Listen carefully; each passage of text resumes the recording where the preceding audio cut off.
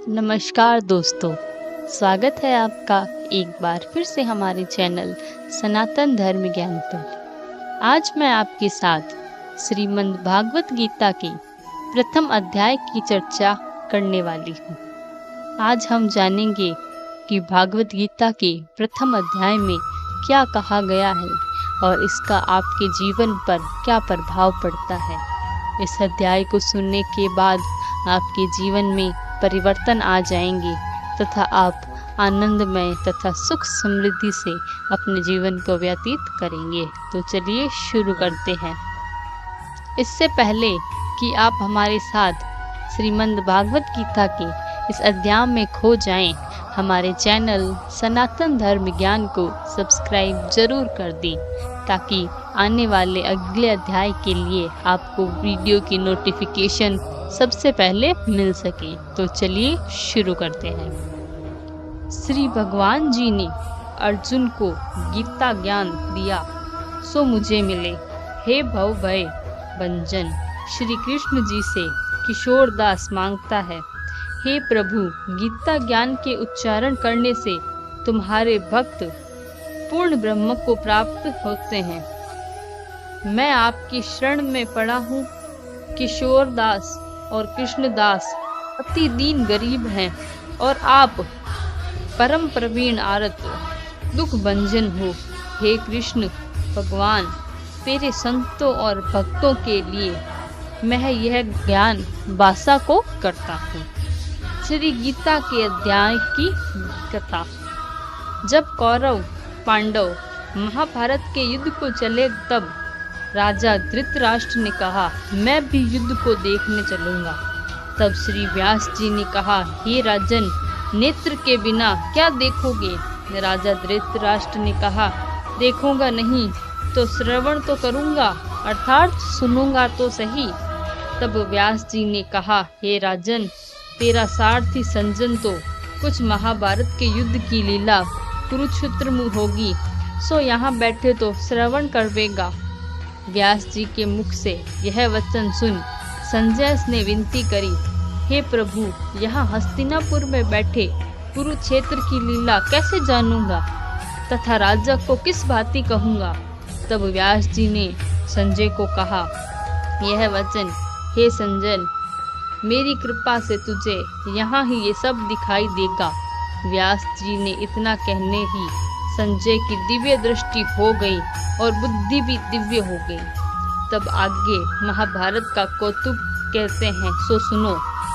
7 अक्षौणिक सेना पांडवों की और 11 अक्षौणिक सेना कौरवों की, यह दोनों सेनाएं कुरुक्षेत्र में जब एकत्र हुई तब धृतराष्ट्र ने कहा, हे संजय, धर्म के क्षेत्र कुरुक्षेत्र में युद्ध की इच्छा से एकत्र हुए मेरे पांडु के पुत्रों ने क्या किया। संजय ने कहा, पांडवों की सेना को व्यूहित देखकर दुर्योधन आचार्य द्रोण के समीप जाकर कहने लगे, हे आचार्य, देखिए आपके शिष्य बुद्धिमान द्रौपदी पुत्र पांडवों की बड़ी सेना को कैसे व्यूह चक्र में रचना की है।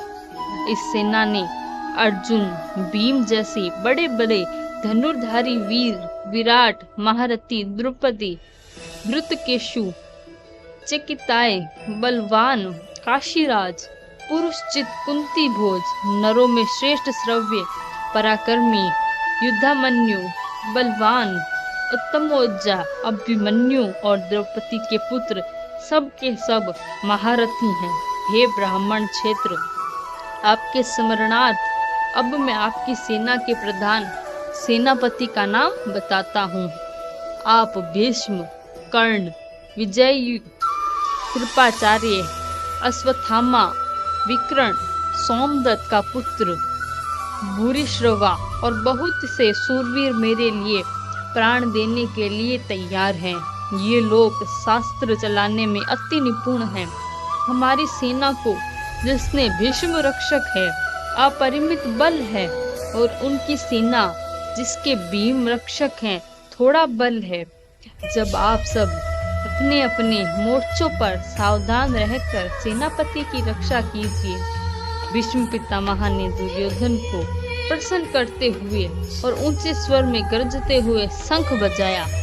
फिर वहां चारों ओर शंख, नगाड़े, ढोल, गोमुखाब्दी बाजे बजने लगे, जिनका बड़ा भयंकर शब्द हुआ, जिसके अनंत श्री कृष्ण ने, 5 जन्य और शुक्र अर्जुन ने भी देवदत्त नामक शंख को और भीष्मकर्म ने, भीम ने पौंड्रुक नामक बड़े शंख को बजाया। कुंती पुत्र राजा युधिष्ठिर ने अनंत विजय, नकुल ने सुघोष, सहदेव ने मणिपुष्यक और धनुर्धर काशीराज, सिंखणी, रटमुन्य, विराट, अपराजित, सात्यकनी, राजा द्रुपद और द्रौपदी के 5 पुत्र और बाहु, अभिमन्यु, इन सब वीरों ने अपने अपने शंखों को बजाया। इन शंखों के भारी शब्दों से आकाश और पृथ्वी गूंज उठे। धृतराष्ट्र के पुत्रों के हृदय कांप उठे। हे राजन, अर्जुन ने कौरवों को युद्ध के लिए प्रस्तुत देखकर धनुष उठाकर श्री कृष्ण ने कहा, हे अच्युत, मेरे रथ दोनों सेनाओं के बीच खड़े कीजिए, जिससे मैं युद्ध करने वालों को देख लूं कि इस रणभूमि में मुझे किन किन के साथ युद्ध करना चाहिए। दुर्योधन के प्रति करने वाले जो युद्ध के लिए यहाँ एकत्र हुए हैं, उनको देखूंगा। संजय ने कहा, हे राजन, अर्जुन की बात सुनकर श्री कृष्ण ने भीष्म, द्रोण आदि वीरों के सामने उत्तम रथ को खड़ा करके कहा, हे वीर योद्धा, के लिए उद्यम इन कौरवों को देख लो। अर्जुन ने चाचा, पापा, गुरु, मामा, भाई, पुत्र, पौत्र, मित्र, स्वसुर और स्वजनों को शस्त्रों से सुसज्जित खड़े देखा। उनसे इन दोनों सेनाओं में अपने ही सब बांधवों को देखकर परम दराद्रय हुआ। यह वचन कहे, हे कृष्ण, युद्ध की इच्छा से आए हुए इन अपने बंधुओं को देख मेरे अंग ढीले हो जाते हैं और मुख सूखा हो जाता है। मेरा शरीर बेकल होता है, गांडीव हाथ में गिरा है। हे केशव, मुझसे यहाँ खड़े होने में सामर्थ्य नहीं है और सब लक्ष्मण में उल्टे देख रहे हैं और संग्राम में अपने स्वजनों को वध करने के कोई भी लाभ नहीं होगा। हे कृष्ण, मैं जीत, राज्य, सुख भी नहीं चाहता। हे प्रभु, हमको राज्य, भोग तथा जीवन में क्या काम है, क्योंकि जिनके लिए राज्य, भोग और सुख की इच्छा की जाती है, वे सब इस युद्ध में प्राण और धन की इच्छा छोड़ मरने को तैयार हैं। और आचार्य, पिता, पुत्र, पितामह, माता, ससुर, पौत्र, साले, संबंधी, ये सब मुझे मारे तो भी हे मधुसूदन, मैं इन्हें मारने की इच्छा नहीं करूँगा। हे जनार्दन, त्रिलोकी के राज्य के लिए भी मैं इन्हें मारना नहीं चाहता, फिर इस पृथ्वी के राज्य के लिए तो कहना ही क्या। हे जनार्दन, धर्मराष्ट्र के पुत्रों को मारकर हमारा क्या भला होगा, इसलिए हमें अपने भाई धृतराष्ट्र के पुत्रों को मारना अनुचित है। हे माधव, स्वजनों को मारकर क्या हम सुखी हो जाते हैं? सब लोग लोभ के वशीभूत हैं और कुल के नाश करने में तथा अपने मित्र दोह करने में पाप तो नहीं लग देखेंगे। कुल नाश की दोष को जानते हुए भी हमको इन पातक से क्यों नहीं दूर रहना चाहिए। कुल का नाश होने से कुल के प्राचीन धर्म नष्ट हो जाते हैं, फिर धर्म नष्ट करने में कुल में पाप बढ़ता है। हे कृष्ण, पाप से कुछ की स्त्रियां व्यभिचारिणी होती हैं, जिससे वर्ण संकर संतान उत्पन्न होती है।